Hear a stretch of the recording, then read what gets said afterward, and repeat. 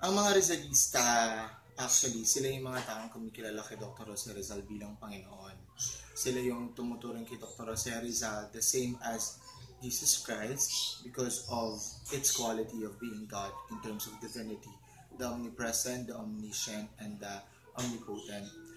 Pero may mga tao din kinikilala at tinatawag ng mga Rizalista even though without any possession of being God.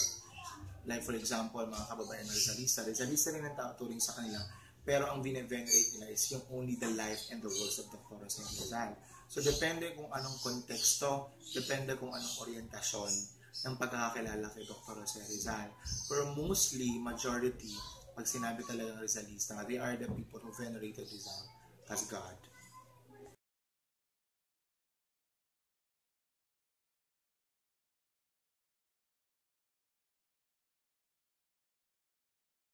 Sa punto na kung paano nabuo yung konsepto ng pagdakila kay Dr. Jose Rizal bilang Panginoon, kung saan nagsimula yung paniniwala.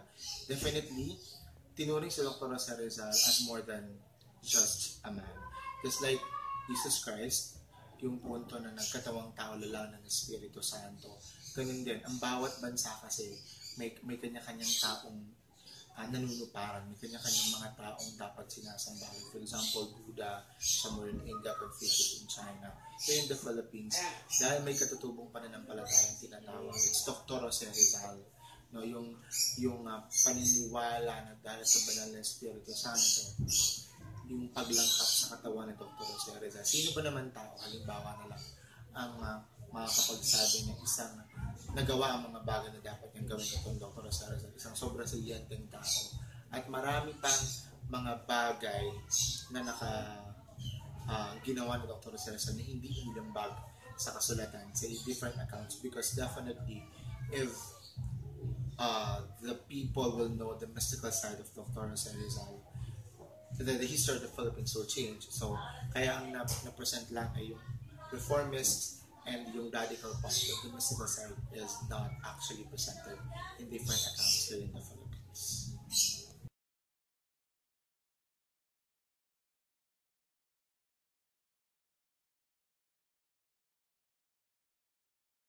Maraming pagkakatulad, maraming sa kasaysayan ng mga nakalimbag din na talagang anong pagkakapareha sa Dr. Jose Rizal kay Jesus Christ. Unang-una, how they actually provide the idea of saving the country in slavery, saving the country in God's punishment.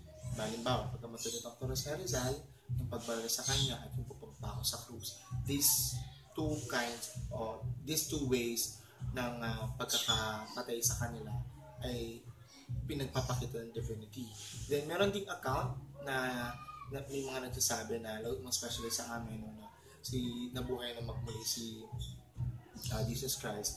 The same as Rizal, no?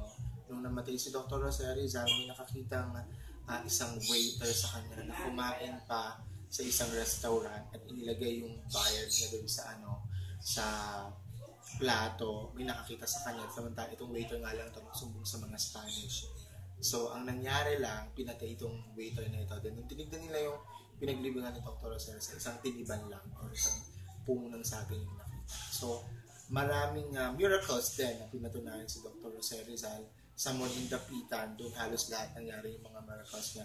Just also like Jesus Christ. So, marami, different accounts actually telling that they have comparison in terms of their deeds and their contributions in mystical part of our lives.